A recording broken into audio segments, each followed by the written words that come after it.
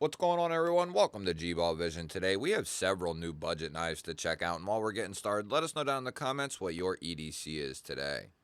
Now, kicking off the list is going to be the new CJRB Maximal here, and this is a David C. Anderson design, the fellow from Knife Center, the one who is responsible for all their content creating, or the one who is the one that is filmed doing all their creating.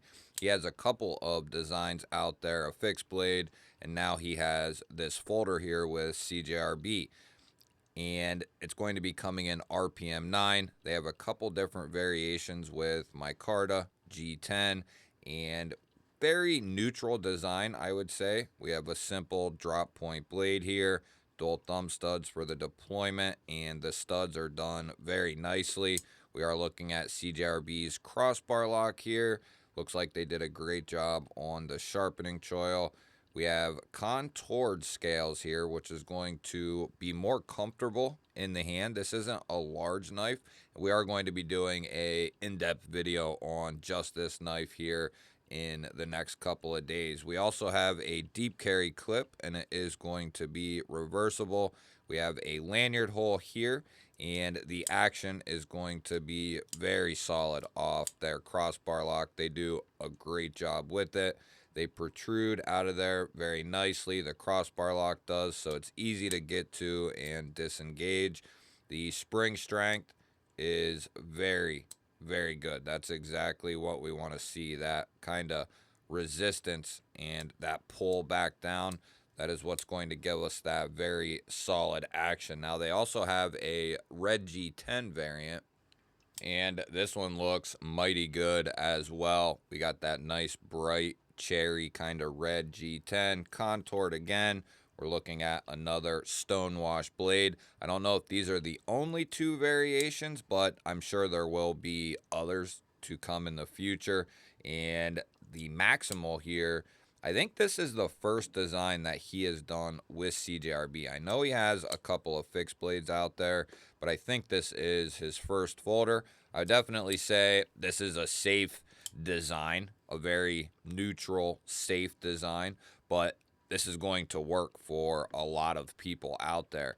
And then we have a little pivot collar on the micarta one. It's got this brass collar, and on the red G10, looks like a stainless collar of some kind. It looks good. I really like both of these. This one kind of reminds me of the Echo that I had from CJRB. That is the new CJRB Maximal. Next up, we have one coming in from Trivisa, and this is the Monoceros, and it is a very unique design. Trivisa has many unique designs, and they do them very well. I love how everything kind of flares outward. The blade sweeps up, the handle sweeps up, but the knife is very comfortable. It swells back here and also slants up, so it just fills out this back portion of the hand very nicely. You have plenty of room to maneuver on there, and you have this kind of 50-50 area for a fingertip. Definitely not a finger choil, but for a fingertip to kind of get up there behind that edge and do some more denser work or something you need a little bit more control over. This would be great for that. You have that nice low modified sheep's foot blade, PVD coated, and these are going to be coming in 14C28N black micarta with a couple of different chamfers on both sides. We are looking at a deep carry clip that's recessed, and it is going to be reversible. We have steel liners, a micarta backspacer, and these knives come in, I believe, well under 50 bucks. I think 40 to 50 bucks depending on the variant. Great access to that liner there. Detent is nice and snappy off the flipper and the cutout. Reverse flick is money, and you can get in there and thumb flick this thing out as well. Closing action is really, really nice. Just a couple of light shakes, and this thing goes all the way home. Good size as well. More of a large, full-size knife. That is the Trivisa Monoceros. Next up, we have the Shieldin Jalapeno, and this is a very interesting knife. It's a large knife as well, and there are a couple different variations of this knife. One of them comes in around $90, but the other one comes in around $60, and not too shabby at all. For 154 cm, we got this massive, tall, leaf-shaped drop point blade here. Decent sharpening choil. We are looking at a flipper tab for deployment, and it is nice and snappy. I think I've been able to, yeah, I can reverse flick it off there. It's going to be kind of tough because we have a satin finish here. This is one I've been using, or no, this isn't 154. It's 14C. That's my fault. I continue to think it's 154, but this is one of the versions they did in 14C and 154. So that is going to be your difference there between the couple of models that they have. And then we have what they're calling a stacked G10. And then we have a double pivot collar here, which looks interesting. It looks good.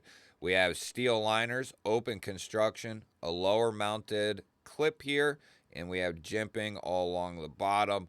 Great access to that liner. I guess if you really like jalapenos or you like a large knife with a leaf-shaped blade, around 60 bucks. Not too shabby at all. Definitely has an interesting aesthetic to it. That is the Shieldin Knives Jalapeno. Here's a company that really came out of nowhere, for me anyway. This is coming from a company called Molsect, and this is their Orbit. Has really been a surprising knife to me. Not only the fit and the finish of this knife, but the way that this thing cuts and how well it cuts, I got ahead of the lock there. The way that this thing cuts and feels in hand is very, very good. Typically, a knife that swells in the butt end can be very, very comfortable, but there are cases where something like this, this thing feels extremely good, especially up and through here. And that's where I put a lot of my pressure, is with my pointer and middle finger if I'm doing any amount of cutting. We have G10 here and a nice tall handle, open construction with steel liners. We do have a deep carry clip there, and it's going to be right hand carry only. I forgot I took the clip off of this because I was trying some different clips. But it does come with this deep carry clip here, and I think there are others out there that'll fit this. I just have to find the right ones. And I think a milled clip would fit this as well if you found the right one. But the clip that comes with it is just fine. But I thought I had one that would fit it. I'm sure I do. I just need to find it. And then what's really cool is we have the Molsect there logo on the pivot, and then a flathead for our actual tooling. So that is going to be how that is disassembled.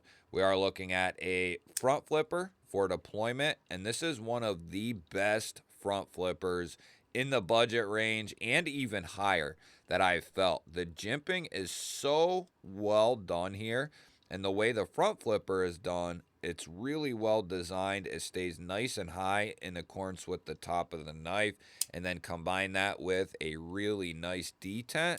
This thing is fun as hell to manipulate. I love it. Really, really well done and well thought out. And to top all that off, we're looking at a satin drop point blade coming in 14C28N. And these are going to be very affordable. Decent sharpening choil here. Love this flat that rolls into that top swedge all the way to the tip. This is a great looking budget knife in my opinion, and it functions very well. Both sides of the liners have been chamfered out, and that is jimped, so it gives you good access. Closing action is buttery smooth. Keep your eye out on Molsect and the Orbit. Next up, we have a budget knife coming in from Ketuo, and this is called the Venter. And an interesting design here, and I'm still trying to figure out its place. And if I do a little bit of digging, I can probably find that out. You'll have to let me know what you think this knife was designed and intended for.